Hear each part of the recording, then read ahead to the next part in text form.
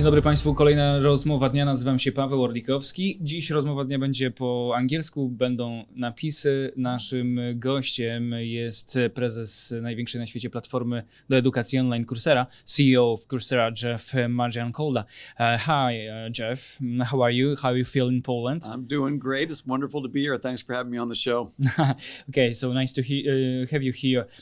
Jeff, first of all, please tell me how quick it will be possible to make the interview like this when I will be speaking Polish, you will be speaking English, and our listener and viewers could listen and watch our podcast in their native languages in real time, in live show. And how quick? I don't know. I mean, clearly we will need to have a hearing device, a mic, which we have now, and a translating machine. I wouldn't be surprised if it's in the next 12 to 18 months. I don't know exactly where the technology is, but I've been using the GPT-4o, and the latency is extremely low. And I am really impressed with how well it's processing audio with low latency in real time. So I don't think it's very far away. Yeah, okay. I'm impressed too because GPT-4o it could work in Polish language. It's better than earliest versions of that GPT-4o. But could you tell us how impact the AI could have for our lives, but we talk about education system, and it's most important thing in globalized world to educate people. So what is that impact of AI of our lives in that case? Yeah, I mean, education is a big one. And I think it's going to be largely positive. The ability to access education no matter where you are, no matter who you are, no matter what time it is, no matter what language you speak, online education translated into every language. And I'm here to announce, I came to Poland to announce that we have translated 4,700 courses into Polish. And that is going to just continue. But for other aspects of our life, there's a lot of things that clearly we need to be thinking about. I think education will be positive. It'll be more access. It'll be more personalized. It'll be more dynamic. It'll be more effective. But the impact on jobs will largely be broad and deep, is my guess. I think with military weapons, it will change the way warfare is conducted. I was just watching on the news, China and some other countries are showing videos of robo-dogs with machine guns on them, and the idea that you can have remote control or even automatically piloted, weapons with lethal systems on them, that will be interesting. And then, when I think about some of the potential for research breakthroughs in terms of medical and healthcare, we might find discoveries. We will likely find discoveries using AI that we would never have been able to find without them, and that could change how long we live and the quality of our lives. So I think for better and for worse, a lot of things are going to change in almost every facet of society. English is not my native. I'm native in Polish. I'm not fluent as well in English. So we've got an AI that growth and growth year by year, months by months. So how the AI could help the people like me to better understand the lot of things in our world, like knowledge from universities from around the world, the educators from around the world. Almost always they are speaking English. For people in Poland, we've got that situation that we don't understand in English language. AI could translate this, not just for subtitles. It's a deep fake. Then educator speak voice of him or her and could speak to us in Polish language. Is there one of thing? What else? Yeah. So today, there are 4,700 courses on Coursera that are translated into Polish. The subtitles, the readings, the assessments, all written text is translated. We also have this coach, which is a tutor. And Coach runs on GPT 3.5 Turbo, but it could certainly work in English. It works quite well in Polish as well. So right now, anyone in Poland would be able to learn from the best experts in the world from these 4,700 courses and have a personal assistant tutor, both of which can be in Polish. Now, I think that where we're heading is the ability to hear it in Polish and to see the person speaking in Polish. I would not be surprised if we don't have that within the next year or so. I've already done my course. I have a couple courses. I've done those in French and Arabic, fully lip synced and everything. I saw this today. So yeah. and then I think that we'll also see a world where this is a little tricky, but in the video frames, oftentimes there will be English in the videos, and those need to be translated in the video frames as well. So we have a little bit of work ahead of us, but the technology is very good, and for the most part today, accessibility is very high because so much stuff has been translated into Polish. Before the AI, the higher degrees in the education was the better way to open the gate for better jobs, for well payment. But now we need concrete skills. We need skills that could improve ourselves. That's important for the CEOs or maybe leaders in the companies. And so this is a pivot of educate people around the world, because I think that studying in the university is not that important like before. Now I think that we need to learn skills and learn every year, maybe every 5 years, something new to be on the labor market.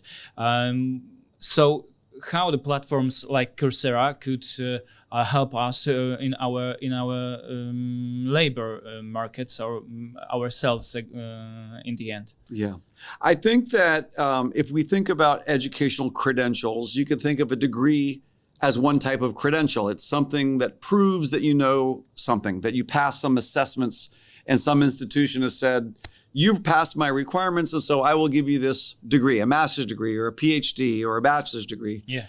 Well, there's a lot of other credentials too. There are industry certifications in web security. On Coursera, we have course certificates and professional certificates that come from Google and IBM, AWS, and others. And they certify that you have a certain set of skills to do a job. When I think about credentials, I see people increasingly having many credentials in their portfolio, a college degree and a professional certificate and an industry certification. And increasingly what we're seeing is universities are putting industry micro-credentials right into the university degree program. Counts as credit towards your college degree. So degrees are changing and they're integrating industry micro-credentials into them. A lot of people are afraid of losing jobs at AI and automation. But is that really the main challenge with this case? I'm not sure where the biggest challenges will show up first with respect to AI. As I think about the ability to manipulate people and create misinformation, that seems to be a very near-term threat of AI. There are many students who are using AI to cheat. That's another thing that seems to be happening right now. So those are near-term issues. When I think about job loss, it'll be different for different jobs, and it won't happen all at once. Some jobs will have most of the job automated quickly. Some jobs will have some of the job automated, but then much of it will not be automated quickly. One of the things to be thinking about, though, is it's not just going to be, does the human do it without AI, or does AI do the whole job? In many cases, people will use AI to do the job better and more efficiently, and people who don't know how to use AI will lose their job to people who do know how to use AI. And increasingly, people around the world will learn how to use AI, and I can see jobs that used to be in the United States being done in India, or the jobs that were being done in Europe being done in Latin America or Africa. So I think we're going to see a globalization of talent. Won't AI make us too lazy, and therefore rely exclusively on technology, and can't it distort reality? I think AI can make us lazy, for sure. In the same way that with a calculator, you don't have to actually go and do the math. With AI, you can write essays with no additional input. I mean, they're not very good essays, but it can generate full essays. So it will take some discipline for people to maintain their critical thinking, to make sure. What I like to do is to say, before you talk to AI, first be specific about your point of view. Then when you put it into the AI and you ask for feedback, ask the AI to challenge your point of view, and then you challenge the AI's point of view. And then when you're finished, don't just take what the AI said, evaluate it and integrate it into your own thinking so it is your point of view. But it does take effort, and it does take active critical thinking, and lazy people don't necessarily have to do that. The quality of their thinking will be much, much worse. It used to be that getting a good education was for a narrow group of people. You've got it, lazy people can't grew up their skills because they are lazy in their lives. So I think that maybe we've got at times then ending a good university, it's not the best way for us, but it's still a narrow group of people can be determined as well to learn from a platform like yours, to make us skills to upgrade ourselves. It's still narrow group of people, because we talk about that AI and education is open for open-minded people, but I think it's the same problem. We need to put an education on the good, better level from the first degrees, from the elementary school, and not at the college level. I totally agree. I think that access to high quality learning for adults is getting better and better. It's getting more available in terms of accessibility in the internet. It's getting more available in terms of accessibility by language. It's becoming more and more affordable as costs go down. It's becoming more effective as AI makes it more personalized and interactive. So online learning is doing great. But if you don't have the basic understanding of reading and writing and logic, statistics, basic coding, you're not going to be able to take advantage of these things. So I think any society who's going to be prosperous as adults are going to have good, strong foundational education systems for their children. So I completely agree with that. We speak a lot of productivity because for CEOs and CFOs, it is most important to make this Excel correct, to get a better productivity, maybe less work, more productivity, maybe less persons, less peoples, more AI, and more productivity, more income, better income, more money. What we need to do to make people in center of new style of our lives, of our labor markets, and growing in the economy. Yeah, I think what's going to happen, and what is actually happening, is whole jobs are not replaced, but tasks are getting automated. Usually the tasks that get automated are the fairly low value added tasks, which means that individuals, humans, are going to have to keep learning how to do more valuable things, even as the software does better and better and better at automating more of the job tasks. I think a lot of what it means, though, is people have to keep on learning in order to stay relevant and add value to a business. My sense is that it's going to be a race, and those who continue to invest are going to stay ahead, and those who don't will really not be able to contribute much more beyond what the machines are doing. But I think lifelong learning, like you said, is going to be a big part of continuing to contribute value in the workplace? My English could definitely could be better, yeah.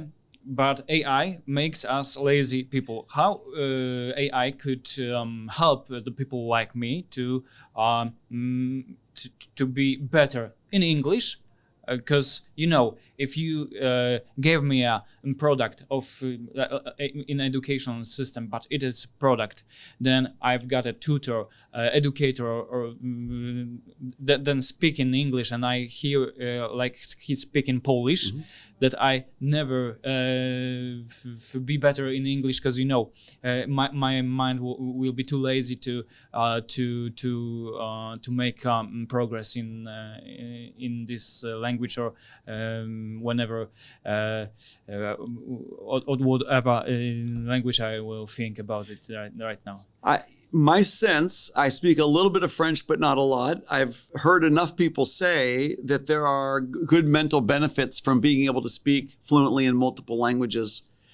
My sense is that, unlike in the past, it will be optional to learn how to speak other languages. It will still be valuable. It will still be healthy. It will still be, I think, fun for many people to be able to speak multiple languages. To me, the key thing, though, is it won't be required to speak multiple languages in order to have access to opportunities. So my sense is that almost everybody will be able to communicate with each other independent of language that they naturally speak. But to connect in a certain way and have certain experiences, learning the actual language will be things that people still do. But that won't be a requirement in order to work and to get jobs. I'm also seeing globally companies hiring more non-English speaking people who work together in teams speaking non-English languages, but then know enough English to coordinate back with an English speaking team, whether they do that over Zoom or whether they do that asynchronously. So I think more and more you're going to have multilingual teams working together effectively because of technology. Now let's talk about financial markets, about stock. Not to be outspoken, you have the background years to remember how the dot-com bubble burst. So madness in the financial markets right now. We've got all-time highs on the markets when AI is right now. We've got it something like burst in the markets. So are you ready for the AI bubble to burst? Do you have a lifeline prepared that won't be concrete, or is the product itself so good that it doesn't need to depend on liquidity in the markets? Yeah. Well, we went public in 2021 when the markets were very favorable towards every stay-at-home company, definitely ed tech, and we raised $700 million. So we have over $700 million of cash. We have no debt. So we have plenty of liquidity as a company, and we're a public company. When I think about separate from ed tech, and by the way, ed tech is under a lot of pressure these days. Many investors are worried that AI will commoditize ed tech. And we're seeing some of that at Coursera too, in terms of it being reflected in our stock price. But when I step back more broadly and look at the stock markets, what you find is an awful lot of the increase in returns has come from just a handful of companies who are the big foundation model players and NVIDIA. Without them, the markets would not be, they'd still be pretty good, but nowhere near what they've been lately. I think the world is basically betting, well, Wall Street is betting that these foundation players will create the brains for the new economy. It's our time, so always betting for something. But I think you said NVIDIA, it is that example, but I think it's not so, that company, it's not in trouble to think about the bubble burst, because they make a real thing and it's neat in this area. But a lot of companies just put an AI to their statements, and the market cap is growth. But I think it is a huge problem for next months, maybe few years, because Do you think that it's the same way with .coms? It's kind of 90% price discount? You know, I'm not so sure. There's something similar about it. Back in the .com days, and I was there. I was the CEO of a company in 1996. It was a .com company. It was Financial Engines. And if you look at the .com bubble, there were clearly some business models that did not work, just based on eyeballs.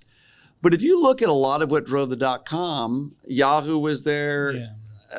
Google was there, Facebook Google was there. Was after that bubble, I think. No, Google was 1997. But Google go after the bubble and make this pivot on this market and make new rules on this market. And I think, but we've got Amazon. Yeah. This is good example for the. So what I would say is investors back in 2000. Yes. They believed that the internet was going to fundamentally change economies and society. Mm-hmm. They didn't know exactly who the winners and losers were going to be. So they put a lot of money into this whole set of companies.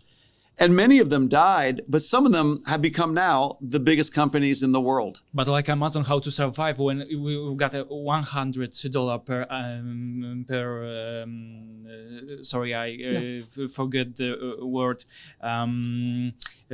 Shares, yes, per share, $100 per share. The bubble burst, $1 per share, and 20 years later, you make this 20 years. You need to make from $1 to $100 again. So how to survive in this madness, crazy world? Yeah, my sense is that right now the companies who are really getting the high valuations from AI mostly are those building the foundation models. Mm-hmm. They're the ones with the data. The Googles, the NVIDIAs who are making the chips. Mm-hmm. Meta is doing pretty well. Mm-hmm. Microsoft is doing extremely well, right?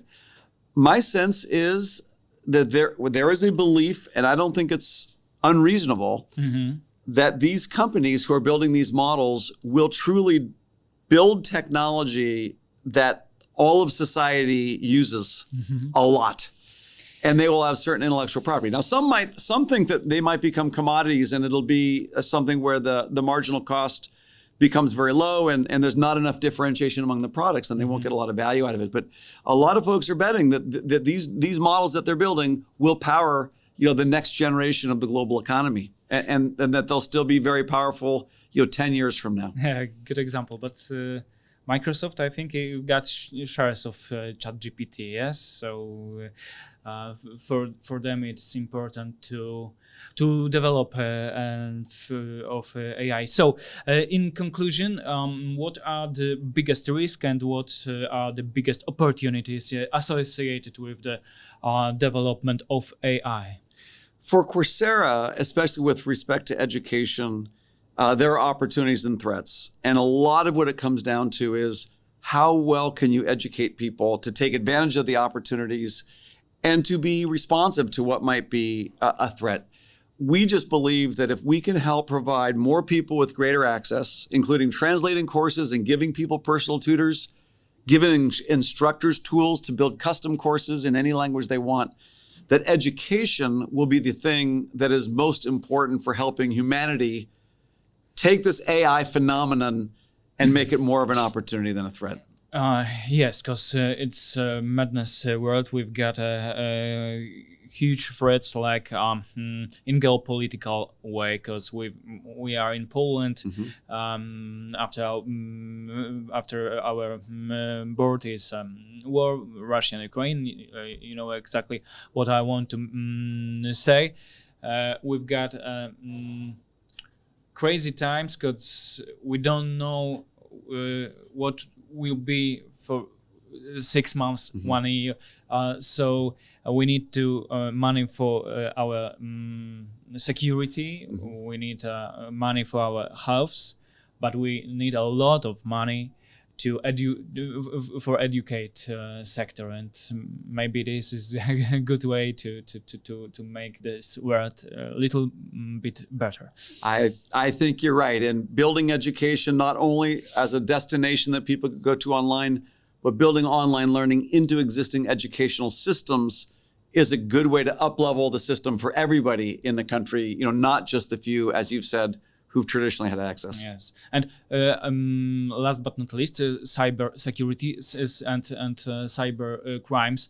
We need to protect our children's, adults, elderly persons. We've got a lot of elderly, and it is a huge amount of people going to this elderly age. Yeah. So we've got a lot of challenges in this area. What do you think? How AI could help in this case? That is, I think, it'd be quite tricky. I'm not an expert on it, but what I do know is that AI is getting better and better at impersonating people, and especially for someone who is more elderly. If they hear somebody's voice who sounds like their child or their grandchild, or they see someone's video who looks like their spouse or their friend, it will be much, much more easy to trick and manipulate folks who cannot distinguish the difference between real media and sort of constructed generated media. So I think that this is going to be very tricky. And to a large degree, I think having mentors and children and others help take care of the elderly to protect them from those online threats is going to be very important, because it'll be hard. Of course, you can have laws, but it'll be hard to catch people who do it. I think you have to have bigger penalties when people do it. But ultimately, loved ones need to take care of their parents and their grandparents, because it's going to be harder and harder with people trying to trick you using this generative AI technology. Yes. Soon we will be that humans in that age, elderly men. So we need to think about it like we are in this elderly age. Then maybe we could do something good. Thank you so much for the interview. Sorry for my English, but it's been a pleasure. I'm doing my best. You've done great. Jeff Maggioncalda, CEO Coursera. Thank you for having so me. much. Appreciate it. Ja nazywam się Paweł Orlikowski. Bardzo serdecznie dziękuję za rozmowę dnia. Do zobaczenia w kolejnych odsłonach naszych podcastów na temat.